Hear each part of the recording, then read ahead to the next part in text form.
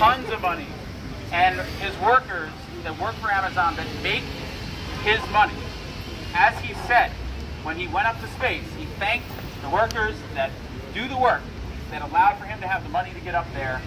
You know, he's still squeezing the workers, their pay, the working conditions. Workers collapse regularly at work. It's unfair, and I think we all know that he can pay more. And so we're here today because workers around the country and around the world are taking action. Over 30 countries, I think almost 40 countries are participating in this action, from Germany to France to Cambodia to India, all over the world. And in the United States, there's actions happening in many cities. Workers in St. Louis are going on strike today. Workers in Bessemer, Alabama are taking action. In North Carolina, in Atlanta, in Maryland, in California, all over the country. And so we stand here today to say, make Amazon pay. We stand here with Uni Global Alliance and workers from Europe and all over the world that called for an action today. And so we're going to have some speakers that are going to talk about the importance of why we're here and why Amazon needs to pay their fair share. And so first, I'm going to introduce Stuart Applebaum, who's the president of the union that I work with, the Retail, Wholesale, and Department Store Union, to say a couple of words about Amazon.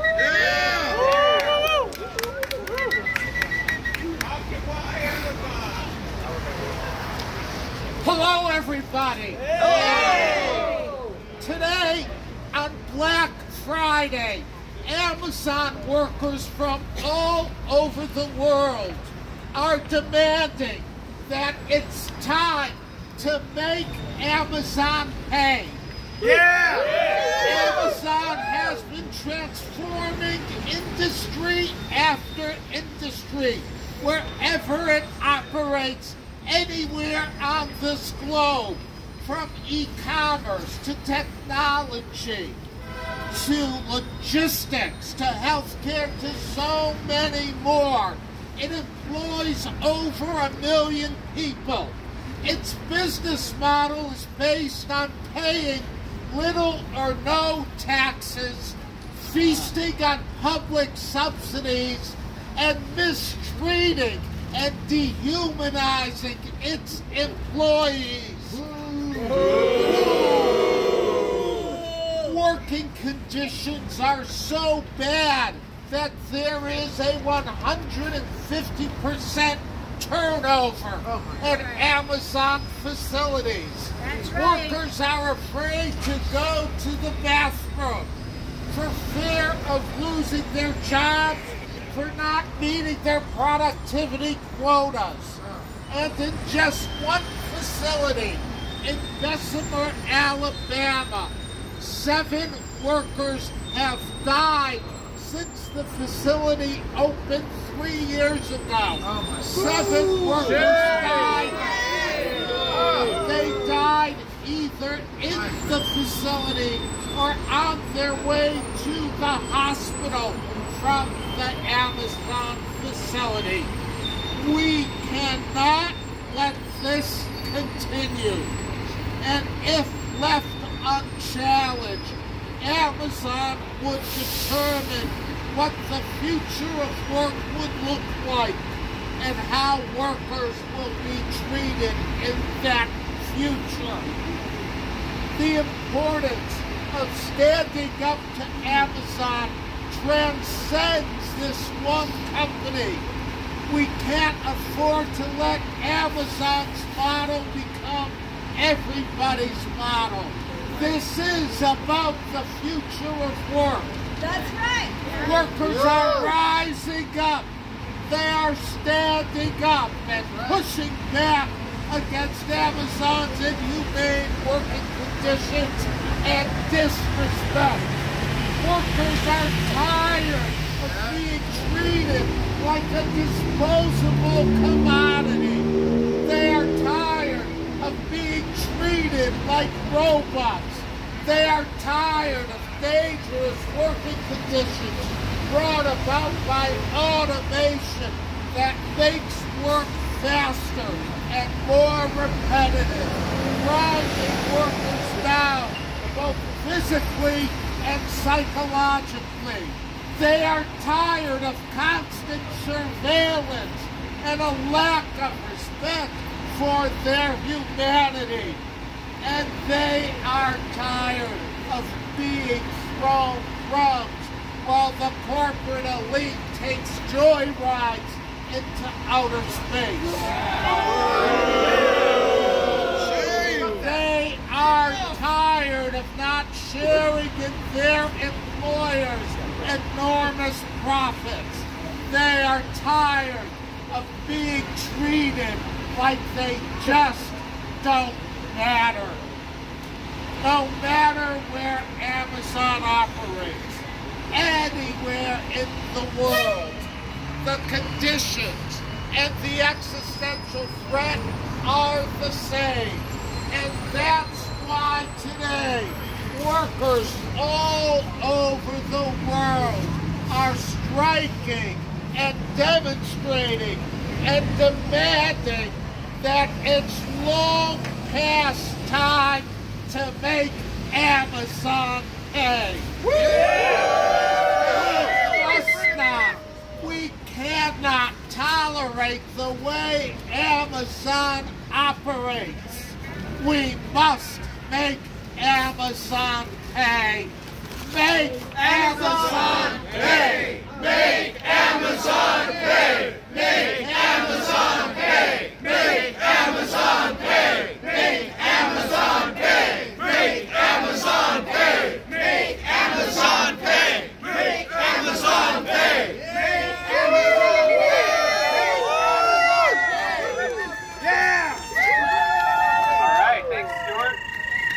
I'm impressed that you don't need the bullhorn. I don't have as booming of a voice, but everything Stuart said is true, right? That's why we're here today. And I'm going to introduce our brother from Teamsters Local 804, Antonio Rosario, who works in the organizing team. All right. Come on, Antonio.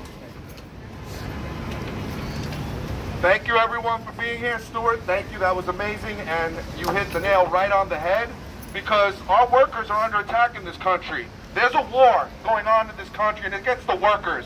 And the reason that we're standing in solidarity as Teamsters and with the rest of these unions and organizations is because we know to take on an evil empire, a corporation of white-collar crime syndicate like Amazon and the rest of these corporations in this world, we have to stand together in this. It's not going to take any one union. It's not going to take any one organization. It's going to take communities, unions, organizations all together, fighting together to take them on. And we have to stand in solidarity. It's the most important word that we have in the movement. We cannot allow, like Stuart said, Amazon to continue to diminish industry standards. Standards that have been fought for many, many decades from hard-working Teamsters and other unions across the country. We built these standards, and we're not going to let them diminish them. It's not going to happen, not on our watch, right? No. Because when our communities and workers are under attack, what do we do? Fight back! What do we do? Fight back! That's right. I'm wearing a T-shirt from my brother in Germany.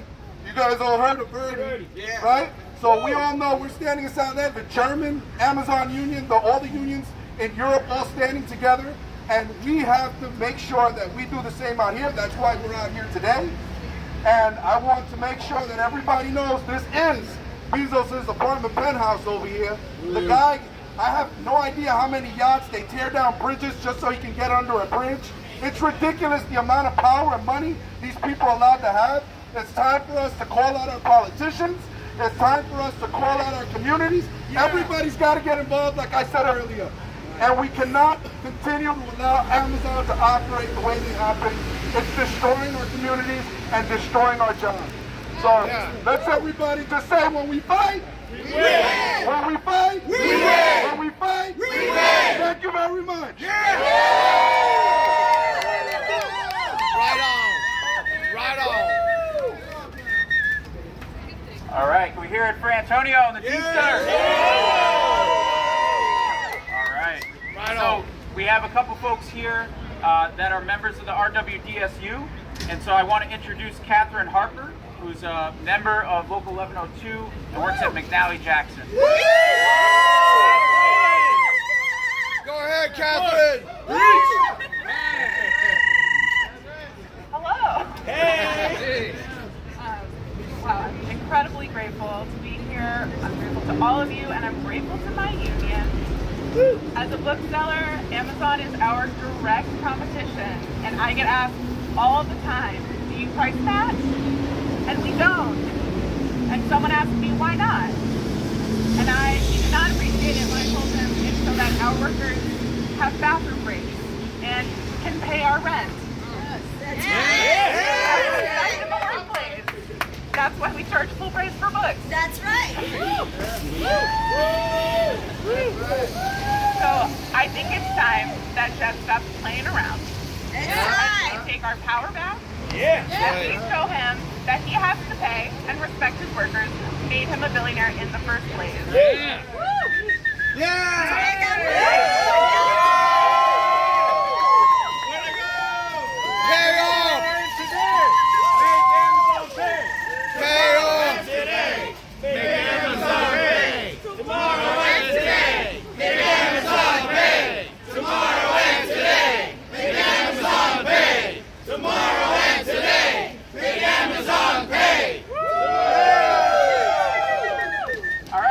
Up for Catherine. Yeah. So like Catherine said, Amazon drives down the standards everywhere, but they also drive down the standards in retail, right? They drive down the standards in warehousing. Yeah, they drive down the standards everywhere. They're creating technologies where they want them to be bought from other retailers, right? Has anybody gone to a Whole Foods and paid with their palm yet? Well, that's coming, so look out for it. You walk up and you pay with your palm, it reads your palm. So these things are crazy, right? And Amazon wants to sell them to other companies to drive down standards, right? To drive down so that they don't have as high of a labor cost for the people that are making their money, right? So next, we have, if folks don't know, the REI workers in Soho. They organized the first union store at an REI shop in Soho, and it's pretty inspiring and powerful. They're fighting for a first contract right now, and I want to introduce Justin Ford to say a couple of words.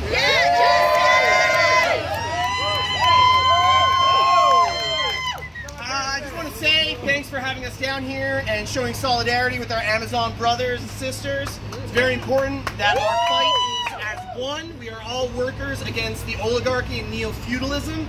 It's true. This is the last stand. Those that are in power are consolidating their power, and they are crushing the working person. It is our job to stand up and fight for each other. No one's going to do it except us. That's right. And we have to do it together. Now, coming from a store like REI that pretends and shows an outward facing of environmental practices and treatment of people, Amazon is another one of those Seattle companies that behave the same way. Just like Starbucks, they're all behaving in the same manner. So this is not Amazon's fight alone. This is all of our fight. Every person on this planet needs to shut this guy down. Workers united. Together. Yeah, workers together. Never be defeated. The workers united will never be defeated. The workers united will never be defeated. The workers united will never be defeated.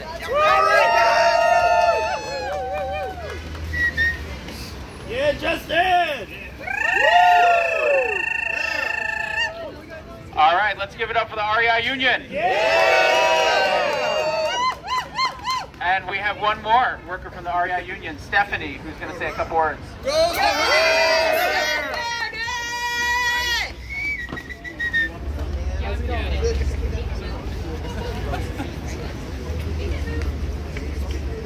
Yes, man. I don't know. Oh, it's already on. Okay. So mine's going to be a little bit longer. That's all right. Good morning, everyone. My name is My name is Stephanie May. I use she, her pronouns. I am a Chinese settler on Lenape land. in which Jeff Bezos occupies ungratefully. I am a retail sales associate at REI. I have been just hitting the 13-month mark and just gained access to full health benefits. Wow. I'd like to begin by sharing a personal story with you. It was during my onboarding conversation that I first knew that something was a bit off about REI. The hiring manager sang praises of the work done in their diversity and inclusion program, highlighting an annual volunteer cleanup and give back event at Prospect Park. A park surrounded by much affluence on the north, the west, and the south side, and much less affluence on the east. It is obviously a well-supported and heavily city-funded public park, very pretty to look at. But what about the other parks across New York City that could also use that love, like the Culver River Park in Coney Island? I say this because it was then that I learned that REI's co-op values tout great things on paper and to the public, but the application is subpar, if any. Yeah. Amazon is just like another REI, purely driven and fools its consumers base into thinking they are progressive, when behind closed doors, they are not. They wash over your criticisms by offering steep discounts on products and free shipping without taking the accountability for the harm they leave in their wake.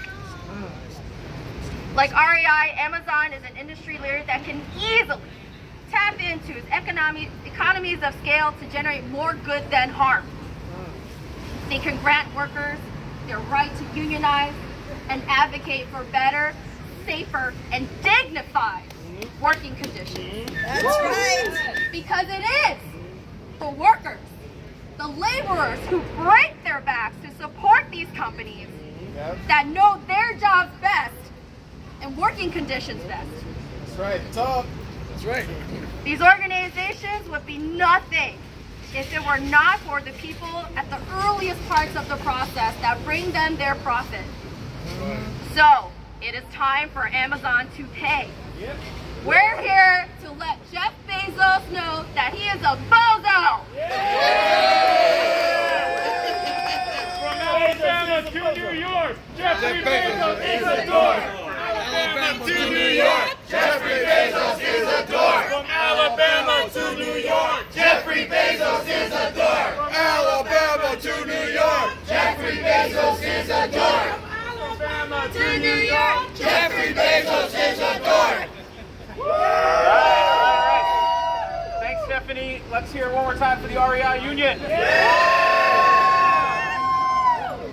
So we just got word, I heard from Stuart, that workers in Bangladesh and the Dominican Republic also just taking action right now. Pretty awesome, right? So we have a few speakers here. So Anna Marta Visca from Our Revolution. Oh, yeah. Gonna say a few words. Anna Marta, take it away! Let's hear your voices one more time. Yeah. Ho, ho, hey, hey, we demand that Bezos pay. Ho, ho, hey, hey, we demand that Bezos pay. Ho, ho, hey, hey, we demand that Bezos pay. Ho, ho, hey, hey, we demand that Bezos pay. Good morning, everyone. My name is Anna Marta Visca. I'm a national organizer with Our Revolution, and I'm here today to stand in solidarity with Amazon workers and workers everywhere in the world who are saying today no more exploitation of our labor, of our health, of our safety, of our communities, and of our planet. Enough is enough. Enough is enough! Enough! We at Our Revolution organize for economic justice, for labor rights, as a cornerstone of our political agenda. We fight corporate monopolies. We organize to win good jobs for all, but we also know that we have to have a planet that's habitable for all. Yes. Amazon at this moment is probably the largest corporate employer in the world, and its impact on our climate is devastating. Its labor practices are outrageously bad. That's right.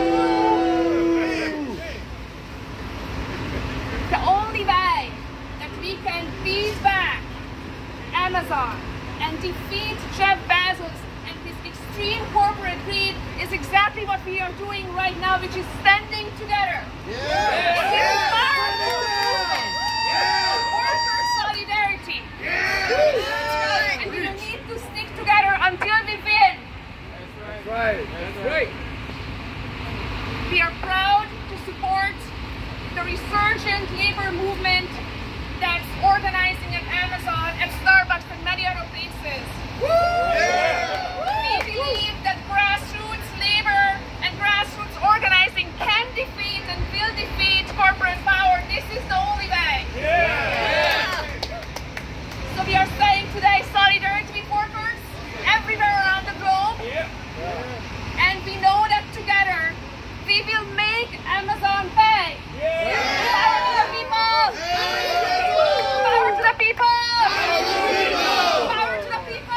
Power to the people! Thank you, everyone.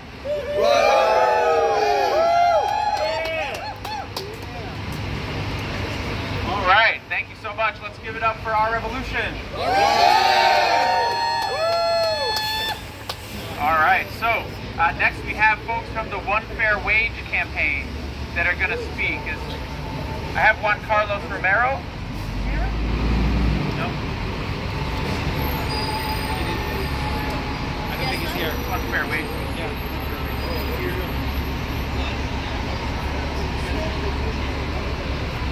Okay.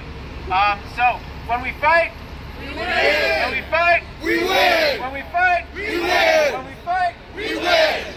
Yeah. We win. I think we all know losing's not an option, right? No way. Antonio said, like Stuart said, and everybody here, you know, losing is not an option with Amazon because it drives down the standards everywhere. We don't beat back on Amazon, we lose everything.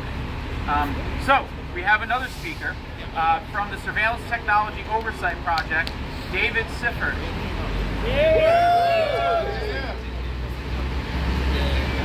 Go stop! Thank you everyone for being here right after Thanksgiving. Major thank you to RWDSU. Showing up like this is really incredible. It's amazing to be here in solidarity with you, to all the workers, employees of Amazon, REI, and elsewhere. I'm here to talk about how Amazon creates dangerous conditions not only for its workers, but also for everybody else in New York and across the country with this Amazon Ring program, and especially this Amazon Ring Neighbors program. The Ring Neighbors program, where Amazon partners with police departments to give them backdoor access to people's Amazon Ring cameras. And so I just want to read a couple findings from Senator Ed Markey's study on this.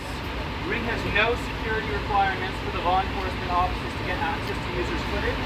Ring has no restrictions on law enforcement sharing users' footage with third parties. Ring has no policies that prohibit law enforcement from sharing video footage forever. Ring has no evidentiary standard for law enforcement to request Ring footage from users. Ring refuses to commit to not selling users biometric data. Ring has no oversight or compliance mechanisms in place to ensure that users don't collect footage from beyond their property. Ring has no oversight or compliance mechanisms in place to ensure that users do not collect footage from children. And Ring has no compliance mechanisms in place to prohibit law enforcement from requesting and obtaining footage that does not comply with Ring's terms of service. They don't care about us. Completely wild program that Ring has in place and that NYPD is now a partner. So I want to make 3 points about this. The first is that surveillance does not keep us safe. There's been a lot of data that as cameras expanded across the country and across the world, crime has not gone down as a result. That's been true in New York City. That's been true in London. Worse, these cameras are also often the source of violent encounters. Just a month ago, Ring notified someone that there was a potential issue at their home. The owner came out and found someone sitting in their car and proceeded to fire into that car 7 times as the person fortunately got away. All this person was trying to do was drop off a package that was mistakenly sent to them and actually belonged to the person who had the ring system. Oh, wow. Fortunately, the person was okay, but a gunshot went through the person's car seat, which was fortunately empty at the time. Wow. But this is the kind of encounter that this ring program is going to encourage. And the second thing I want to say is that the way this violence is going to unfold is not going to be equal. We all know which communities are most likely to be the target of this violence. It's going to be black, brown, Muslim, the over-surveilled communities, the communities that are more likely to be discriminated against, the communities when law enforcement goes in are going to be more worried for their own safety because of racial biases. And so we know that as this system proliferates, black and brown New Yorkers are going to be increasingly in danger. For example, as I noted, there's no restrictions against use of biometric surveillance with respect to these systems. That means that you can attach a facial recognition system to a ring system. And as many of you may know, facial recognition is a particularly biased form of policing. The error rates for a facial recognition system with respect to a black woman can be over 100 times higher than with respect to a white man. As they're used in practice, which is often in black and brown communities, these systems can be wrong more often than they're right, which means that we're going to be sending police officers into black and brown communities on incorrect facial recognition matches. This is going to, I don't even need to explain to you the problems this is going to cause. And the last thing I want to say, the third point, is that a lot of us have been familiar with the way the criminal justice system has been failing. On the bias end, on the way it over-criminalizes conduct that most of us consider unproblematic, like drug use or sex work. But I think that the public is getting increasingly aware of this. This is true with ICE and the crackdowns on undocumented New Yorkers. This is true now in a post-Dobbs world where abortion is being criminalized. This is true in gender-affirming care is being criminalized. And a surveillance state that allows police backdoor access to all of our front doors is going to be increasingly dangerous for people who are just trying to go around their lives, do ordinary activities. And so I thank you all for being here. Thank you for all your work. Solidarity with all the workers, and also solidarity with all the people who are going to engage in violent encounters due to Amazon's discriminatory surveillance system. All right. So who here has a ring? Whatever, a ring thing in front of their door. What do you call it? I don't know. Who here has one? I don't think anyone's going to raise their hand. Who in their family has one? Yes. Yeah. Okay, thank you. Some people can own up to, so if you do, one, don't say anything you don't want to get out there, right? But two, maybe just like rip it off and smash it, Yeah. So yeah, Amazon, right? They're taking over everything. And, when we look at technology, we look at how they're driving down the standards. We look at how these Amazon Ring are giving away your information to the police. In most facilities, the police are the security. We didn't mention that, but in Bessemer, Alabama, right? The cops are the security, and that Amazon pays them more than the cops do in the city, right? So who are they beholden to? That's a good question. So with that said, we're going to wrap up. I want to thank everybody for coming here today. Thanks to you all. It's Black Friday. It's the day after Thanksgiving, so thanks for coming out. We're going to end on the chant with just make Amazon pay. All right, so make Amazon pay! Make Amazon pay! Make Amazon pay! Make Amazon pay! Make Amazon pay!